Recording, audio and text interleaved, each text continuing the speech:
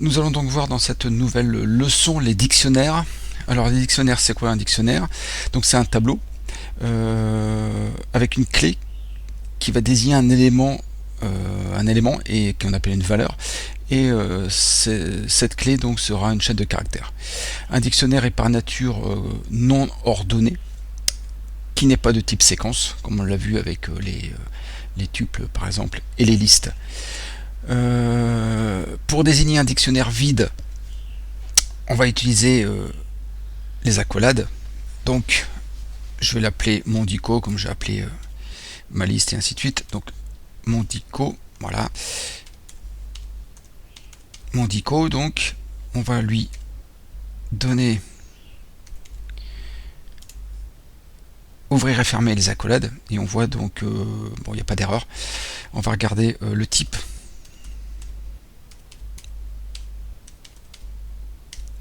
Le type Mondico, on voit donc que c'est un dictionnaire, donc typé dynamiquement, il a juste repéré les doubles, la fermeture, ouverture, fermeture d'accolade.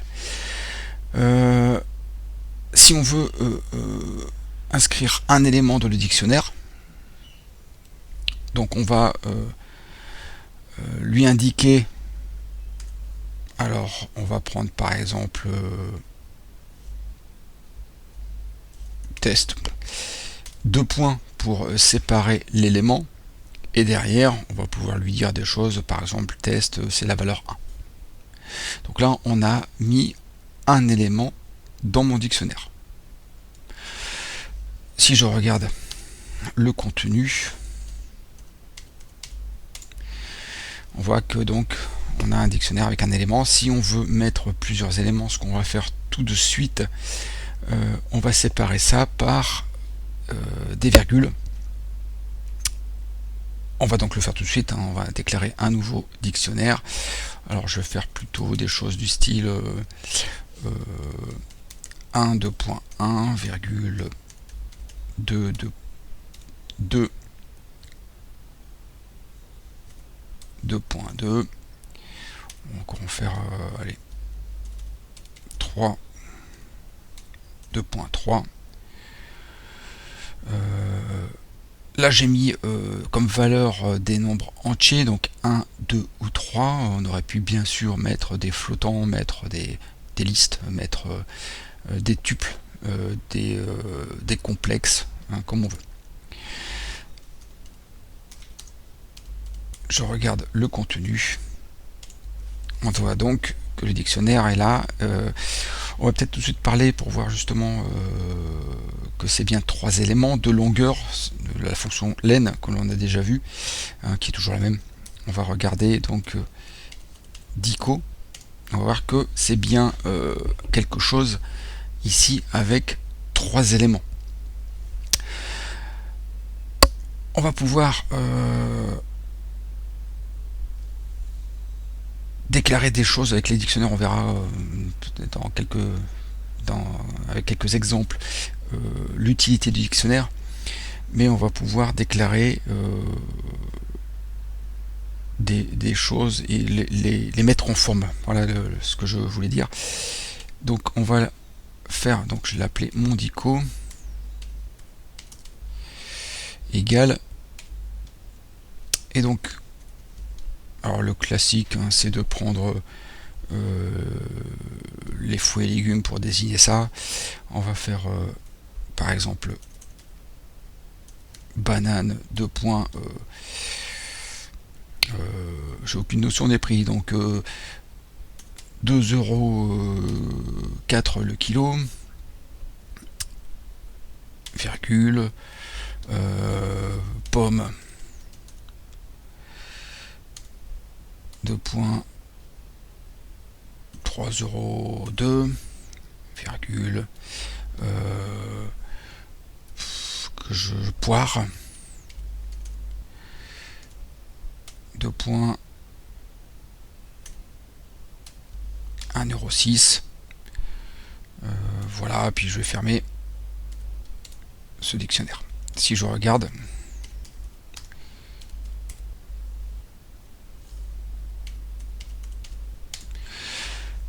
nous voyons donc que le dictionnaire est créé. Donc vous voyez que je peux l'écrire comme je veux, hein. Quand j'écrirai vraiment des scripts, que je mettrai ça dans un fichier, je pourrais l'écrire de cette forme là pour avoir une bonne visu du contenu. Vous voyez que je l'ai écrit dans cet ordre, et vous voyez que ici ce n'est pas du tout écrit dans le même ordre. Il n'y a pas de notion de classement, il n'y a pas de notion de rangement, hein. Tout peut être rangé dans n'importe quel ordre, ce n'est pas le but du dictionnaire. Donc je vais pouvoir maintenant récupérer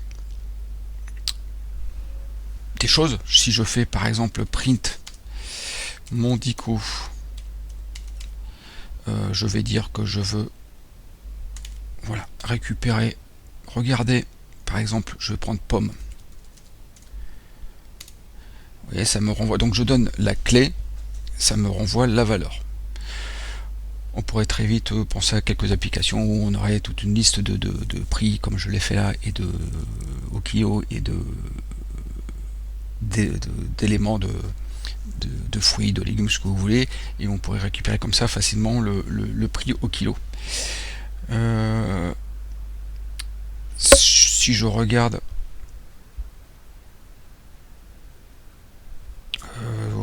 j'aurais pu intégrer pour vous faire voir que l'on peut aussi faire comme on l'a fait pour les tuples et les listes. Je vais juste reprendre mon dictionnaire. Voilà, je vais lui mettre dans ce dictionnaire ça, mais je vais rajouter juste quelque chose pour pouvoir justement faire voir que l'on peut récupérer. Donc je vais faire un copier-coller. Je vais juste rajouter Mang. Voilà.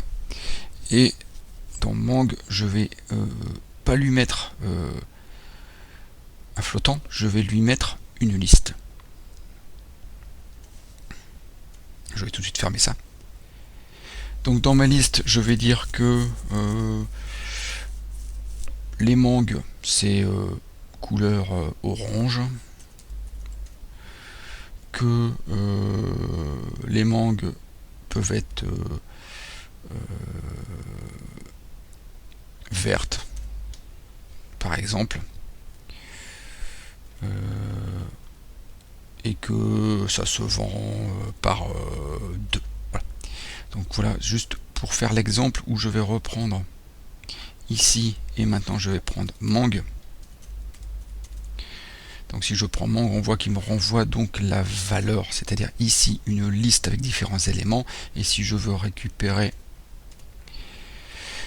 les éléments ici, alors je vais prendre par exemple l'élément 1 qui est normalement verte. Voilà, je récupère vert, et si je fais par exemple 3, je vais bien sûr récupérer donc 0 correspond à V, E à 1, R à 2, donc 3 je devrais récupérer le T. Vous voyez, je peux faire exactement la même chose que l'on a fait pour les tuples et les listes par exemple, ou les chaînes de caractères. Faut savoir que pour un dictionnaire, la clé est unique. On va pouvoir ajouter des clés valeurs, donc ce qu'on appelle une paire clé valeur à un dictionnaire. Il suffit de faire la fonction d'affectation comme on l'a déjà fait avec les listes. Donc je vais lui dire par exemple que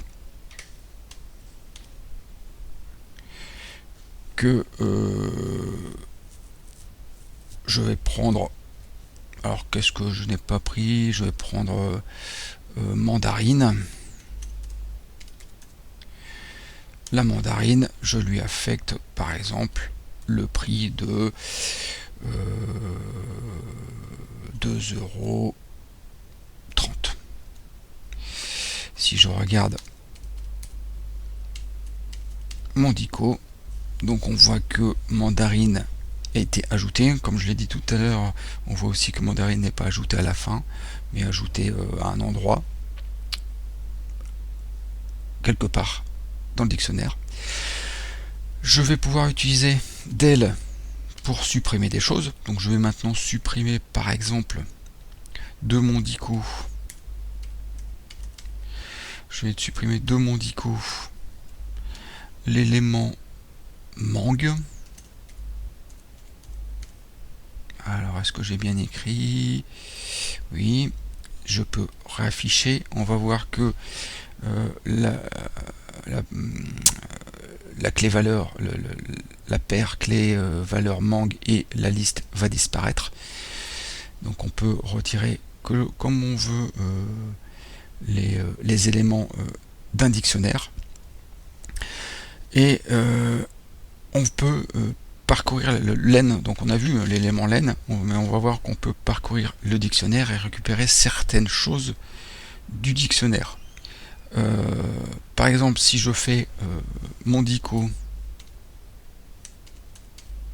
point case, donc je récupère les clés, donc vous voyez qu'on nous retourne une liste avec juste les clés. Je peux récupérer les valeurs, donc bien sûr en anglais valeur values, donc on va utiliser values, on voit que récupère les valeurs, donc je peux récupérer indépendamment les clés et les valeurs. Si je fais items, là je vais récupérer une liste de tuples et chaque tuple c'est la clé et la valeur de mon dictionnaire initial. Si je veux savoir bien sûr tout ce qu'il existe comme méthode pour les dictionnaires, je vais réutiliser ce que j'ai déjà utilisé pour les autres leçons, c'est-à-dire dire. Nous voyons que il y a des choses, bien sûr plein de choses qu'on n'a pas encore vues, mais on va retrouver case, on va retrouver values que l'on vient de voir. Je vais pouvoir parcourir mon dictionnaire, donc je vais utiliser, donc c'est itérable, comme la dernière fois je vais utiliser for. Alors si j'utilise for avec une variable, je vais l'appeler i in mon dico, pardon, deux points, et que je fais print de i, print de i, on voit qu'on va récupérer juste les clés.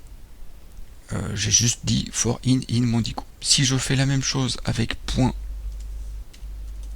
items qu'on a vu juste au-dessus, je vais récupérer les tuples.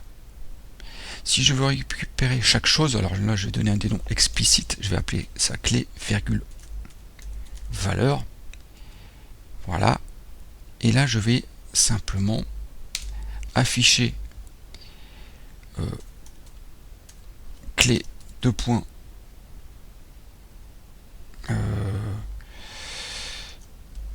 je vais mettre derrière la clé récupérée. Je vais faire un petit changement, on va te faire entrer. Je vais faire plus, donc je vais mettre un petit espace, je vais mettre ici valeur, deux points, je vais faire plus et je vais mettre valeur. Donc on va voir ce que ça donne. Il va me dire qu'il y a une erreur, puisque j'essaie d'afficher quelque chose qui est ici une chaîne de caractères, avec ça qui n'est qui est une chaîne de caractères, pardon, ici qui est une chaîne de caractères, mais ici qui n'est pas une chaîne de caractères. Donc je vais devoir modifier un peu pour pouvoir afficher réellement, et donc je vais simplement caster, c'est-à-dire que même si là, si je sais que c'est une chaîne de caractères, je vais le caster en chaîne de caractères, et la valeur, je vais caster ça en chaîne de caractères. Et donc vous voyez que on peut récupérer comme ça, en faisant de l'itération, les valeurs, le contenu du dictionnaire est affiché comme je le veux la suite. Je vais pouvoir aussi utiliser l'opérateur in, on l'a vu. Par exemple, je vais dire j'ai enlevé mang, donc je vais faire mang in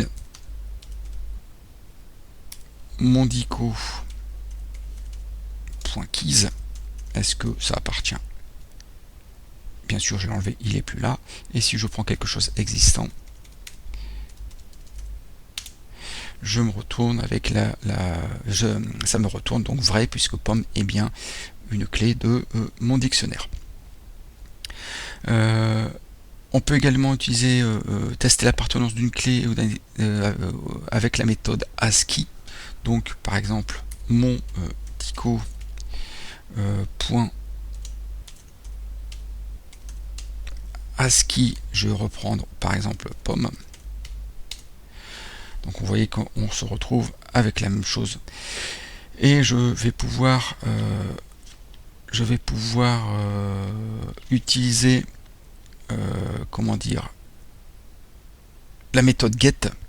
La méthode get donc va retourner une valeur qui va associer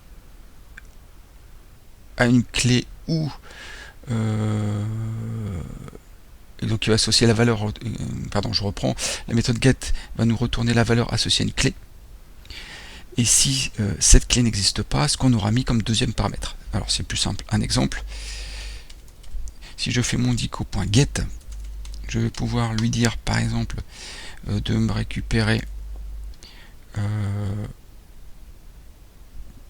pomme, et je vais lui marquer ici par exemple fruits non, alors je vais pas mettre les accents, répertoriés, et je fais comme ça. Voilà, si je fais entrer, ça me renvoie, et si je prends mangue, ça me retourne parce qu'il n'a pas trouvé mangue, donc ça va me retourner ma phrase qui est derrière comme deuxième paramètre. Le dictionnaire est un objet donc modifiable, puisqu'on l'a vu, on vient de le modifier. C'est pareil, il n'a pas de recopie de valeur, tout se passe par pointeur. Donc là, pas de changement par rapport à ce qu'on a vu avant pour les autres éléments. On a vu qu'on pouvait modifier mon dictionnaire facilement avec le égal de l'affectation. Et donc on va pouvoir ensuite utiliser ce dictionnaire pour ranger des choses. Un exemple qu'on reprendra un peu plus tard, c'est par exemple, je veux traduire une phrase, par exemple la lettre A, je veux qu'elle devienne 1, la lettre B, je veux qu'elle devienne 2, la lettre C 3, et ainsi de suite jusqu'à Z, et je voudrais que automatiquement chaque lettre soit transformée en son équivalent en nombre, on va dire. Et donc on va pouvoir directement utiliser un dictionnaire qui va faire cela. Nous verrons beaucoup d'autres applications là-dessus dans un petit cours qui sera plus entre guillemets TD, où on effectuera quelques exercices pour mettre en œuvre tout ce que l'on a vu pour l'instant. Donc voilà pour ce cours sur les dictionnaires. Nous aborderons quelques notions de prise au clavier, comment discuter avec l'utilisateur, et quelques autres petites choses dans le prochain cours.